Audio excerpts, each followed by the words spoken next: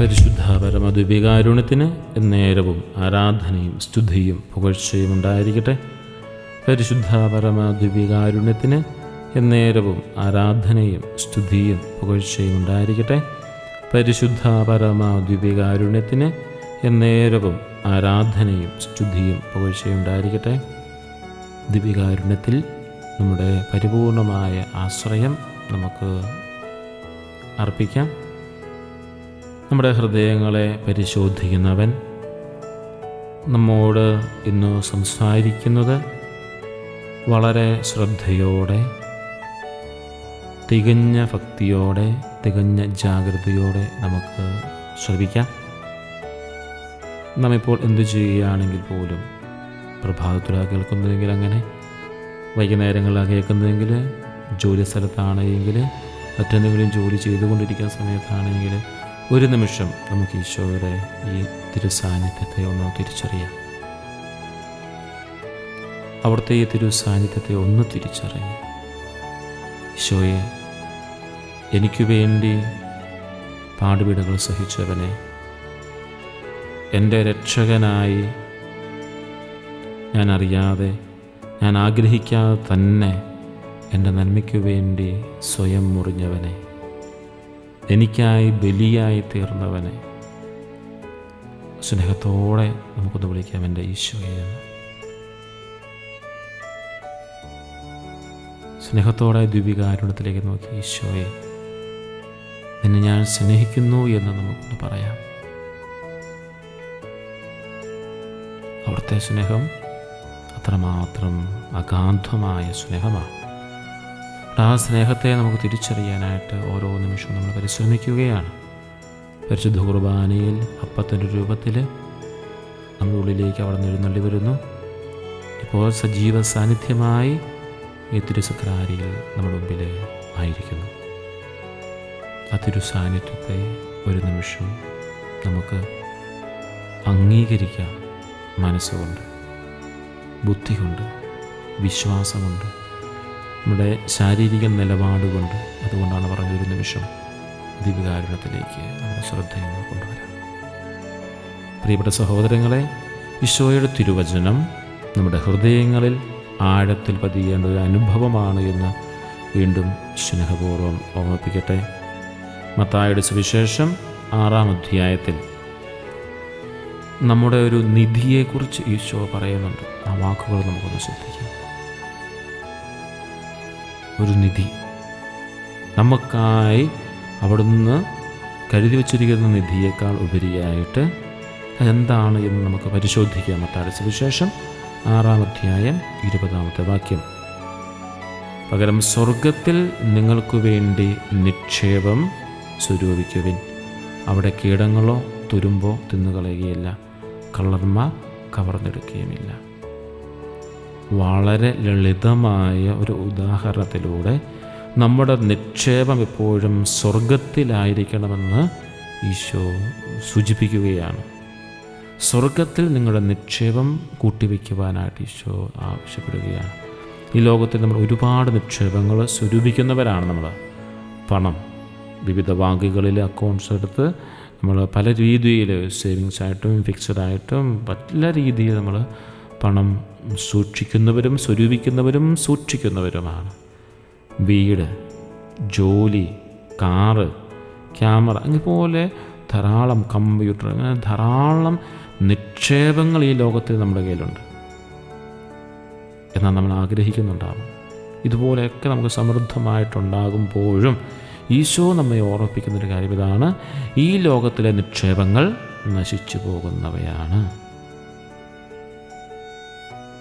നമ്മുടെ ആയുസ് ഉള്ളിടത്തോളം കാലം മാത്രമേ ഈ ലോകത്തിലെ നിക്ഷേപങ്ങൾക്ക് നമുക്ക് സന്തോഷം നൽകുവാനും നമ്മുടെ ജീവിതത്തിൽ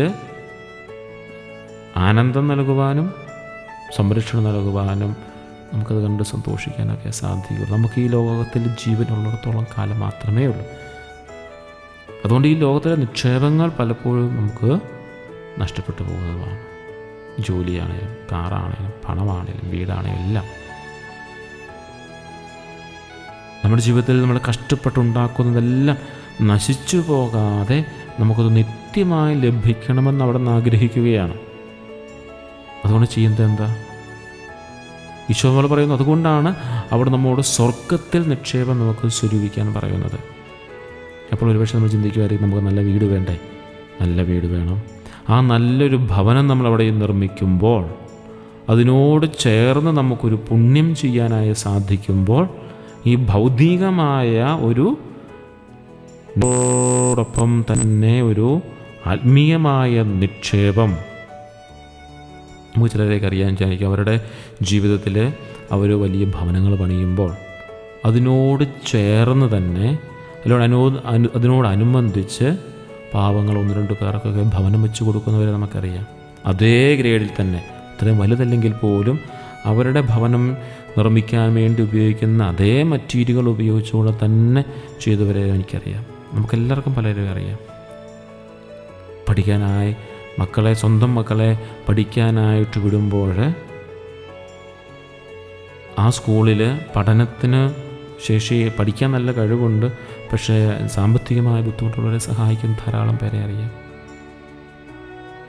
ജോലി കിട്ടിക്കഴിയുമ്പോൾ അങ്ങനെ പല വിധത്തിൽ ഈ ഭൂമിയിലെ നിക്ഷേപത്തോടൊപ്പം തന്നെ സ്വർഗത്തിലും നിക്ഷേപം സൂക്ഷിച്ചു വെക്കുന്ന ധാരാളം പേരെ നമുക്കറിയാം. അതുകൊണ്ട് ഈ ഭൂമിയിലെ നിക്ഷേപങ്ങൾ നശ്വരമാണെന്ന് മനസ്സിലാക്കിക്കൊണ്ട് ഭൂമിയിലെ നിക്ഷേപങ്ങൾ വേണ്ട എന്ന് പറയുന്നതിനേക്കാൾ ഉപരിയായിട്ട് സ്വർഗത്തിൽ നിക്ഷേപങ്ങൾ എത്രമാത്രമുണ്ട് എന്നൊന്ന് പരിശോധിക്കുന്നതാണ് നല്ലത്. പലപ്പോഴും നമ്മുടെ ഈ നിയോഗങ്ങൾ, ഈ ആരാധന സമയത്ത് നമ്മൾ നിയോഗം വെക്കുമ്പോഴും ഈശോയ്ക്ക് ഒരുപക്ഷെ നമ്മുടെ നിയോഗം കേൾക്കുമ്പോൾ എപ്പോഴും ചിരി വരുന്നുണ്ടാവാം. അത് കളിയാക്കി ചിരിക്കുന്നതല്ല. ഭൗതികമായ നിക്ഷേപങ്ങൾക്ക് വേണ്ടിയാണ് നമ്മൾ പല നിയോഗങ്ങളും വെക്കുക. അതോടൊപ്പം തന്നെ ഒരു ആത്മീയ തലത്തിൽ സ്വർഗത്തിൽ നിത്യമായൊരു നിക്ഷേപത്തെക്കുറിച്ച് ഒരുപക്ഷേ നാളിതുവരെ നമ്മുടെ നിയോഗങ്ങളിൽ അത് വന്നിട്ടുണ്ടാവില്ല. അതുകൊണ്ടാണോ ചിലപ്പോൾ നമ്മുടെ ചില നിയോഗങ്ങൾ തമ്പുരാൻ പിടിച്ചു വച്ചിരിക്കുന്നത്? സ്വർഗത്തിലുകൂടിയ നിക്ഷേപം, ആ ഒരു ഭൗതികമായ അനുഗ്രഹം നീ സ്വന്തമാക്കുമ്പോൾ സ്വർഗത്തിലും കൂടി നിക്ഷേപം സ്വരൂപിക്കാൻ തക്ക വിധത്തിലുള്ള ഒരു പക്വത, ഒരു ആത്മീയ പക്വത നിനക്കുണ്ടായിട്ടുണ്ടോ എന്ന് ഉണ്ടാകാൻ വേണ്ടി തമ്പുരാനും ശാന്തമായി കാത്തിരിക്കുന്നതാണെങ്കിലോ. അതുകൊണ്ട് നമ്മുടെ ജീവിതത്തിൽ നമുക്കൊരു തീരുമാനമെടുക്കാം. ഈ ദിവ്യകാരുണ്യത്തിന് മുമ്പിലിരുന്നു കൊണ്ട് നമ്മുടെ ജീവിതത്തിൽ നമുക്കൊരു തീരുമാനമെടുക്കാം.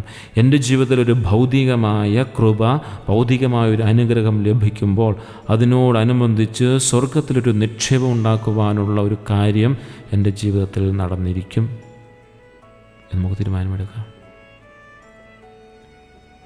അതിന് ഒറ്റൊരു മാർഗ്ഗമേ ഉള്ളൂ. സ്വർഗത്തിൽ നിക്ഷേപം സ്വരൂപിക്കുക എന്നാൽ അതിന് എന്താണെന്ന് നമുക്ക് ഇപ്പോഴും മനസ്സിലായിട്ടുണ്ടാവില്ല. അതായത് ഇപ്പം പറഞ്ഞത് വെച്ച് ധ്യാനിക്കുമ്പോൾ എനിക്കൊരു ലോകത്തിലൊരു നല്ലൊരു വീട് കിട്ടിയാൽ, ഒപ്പം ഒരു 10 കോടി രൂപയുടെ അല്ലെങ്കിൽ ഒരു 1 കോടി രൂപയുടെ ഒരു വീട് പണിതാൽ ഒരു 10 ലക്ഷം രൂപയ്ക്കൊരു കുഞ്ഞു വീട് മറ്റാർക്കെങ്കിലും അർഹതപ്പെട്ടവർക്ക് പണിത് കൊടുക്കണം.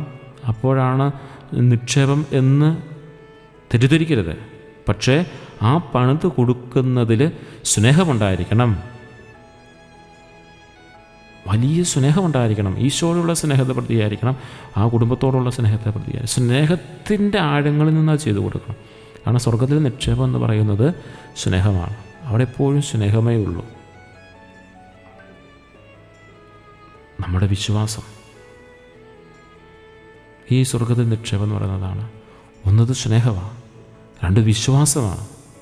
അതവർക്ക് അർഹതപ്പെട്ടതാണ്, അത് എന്നിലൂടെ ചെയ്തു പോകേണ്ടതാണ്, അത് തമ്പുരാൻ ആഗ്രഹിക്കുന്നുള്ളൊരു വിശ്വാസമാണ്. അതുപോലെ നമ്മളൊരു പ്രാർത്ഥനയാണ്. പിന്നെ നമ്മൾ ചെയ്യുന്ന ഓരോ നന്മകളുമാണ് ഈ നിക്ഷേപം എന്ന് പറയുന്നതാണ്. അത് പ്രാർത്ഥനാപൂർവ്വം നമുക്ക് കൊടുക്കാനായി സാധിക്കണം, സ്നേഹപൂർവ്വം കൊടുക്കാനായി സാധിക്കണം, വിശ്വാസപൂർവ്വം കൊടുക്കാനായിട്ട് സാധിക്കണം. അതൊരു നന്മ എന്ന രീതിയിൽ തന്നെ കൊടുക്കാനായിട്ട് സാധിക്കണം. അല്ലാതെ അത് പേരിന് വേണ്ടിയാവരുത്, പ്രശസ്തിക്ക് വേണ്ടിയാവരുത്, മറ്റുള്ളവരുടെ മുമ്പിൽ വീമ്പ് പറയാൻ വേണ്ടിയാവരുത്, മറ്റുള്ളവരുടെ മുമ്പിൽ ഞാൻ മിടുക്കനാണെന്ന് പറയാൻ വേണ്ടിയാവരുത്. ഈശോയുടെ മുമ്പിൽ ഇരുന്നുകൊണ്ട് നമുക്ക് ഒരിക്കൽ കൂടി തമ്പുരാൻ്റെ വലിയ കൃപയ്ക്ക് വേണ്ടി പ്രാർത്ഥിക്കാം. ഈ ലോകത്തിൽ ആരും നമ്മുടെ നന്മകൾ ശ്രദ്ധിച്ചില്ലെന്ന് തോന്നിയാലും നമ്മുടെ ഒരു ചെറിയ നന്മകൾ പോലും ഈ സ്വർഗത്തിൽ നിധിയായി സൂക്ഷിക്കപ്പെടുന്നുണ്ട് എന്ന് നമുക്ക് ഓർക്കാം. അതുകൊണ്ട് നമ്മുടെ മുമ്പിൽ വരുന്ന ഭാരപ്പെടുന്നവരെയും, രോഗികളെയും, സാമ്പത്തിക ബുദ്ധിമുട്ട് അനുഭവിക്കുന്നവരെയും, കുടുംബ പ്രശ്നങ്ങൾ അനുഭവിക്കുന്നവരെയും, പഠനത്തിൽ വിഷമിക്കുന്നവരെയും, ജോലിയില്ലാതിരിക്കുന്നവരെയും ഒക്കെ നമുക്ക് എന്ത് ചെയ്യണം? തമ്പുരാൻ്റെ ശബ്ദത്തിലേക്ക് ഹൃദയപൂർവ്വം ചേർത്ത് നിർത്താനായി നമുക്ക് സാധിക്കണം. നമ്മുടെ ജീവിതത്തിൽ സ്വർഗത്തിൽ നിക്ഷേപങ്ങൾ സ്വരൂപിക്കാൻ നമ്മൾ ഇന്നു മുതൽ തയ്യാറാവണം. ഈ ലോകത്തിലെ നന്മകൾക്കായി നമ്മൾ പരിശ്രമിക്കുന്നത് പോലെ തന്നെ നിത്യജീവിതത്തിനായി പരിശ്രമിക്കാൻ കൂടി നമുക്ക് സാധിക്കണം. ആരും നമ്മെ സ്നേഹിക്കുന്നില്ലെന്ന് തോന്നുന്നുണ്ടാവാം, ഒറ്റപ്പെട്ടു പോയെന്ന് തോന്നാം. വേദനിക്കുന്നവർ എല്ലാവരും എന്നെ വേദനിപ്പിക്കുകയാണെന്ന് ചിന്തിച്ചേക്കാം. ഞാൻ കണ്ടുമുട്ടുന്നവരെല്ലാം എന്നെ വേദനിപ്പിക്കുകയാണ്, എല്ലാവരും എന്നെ ഒറ്റപ്പെടുത്തുകയാണ്, ആരും എന്നെ സ്നേഹിക്കാനില്ല എന്നൊരു ചിന്ത ഒരുപക്ഷെ നമ്മുടെ ജീവിതത്തിലുണ്ടാകാം.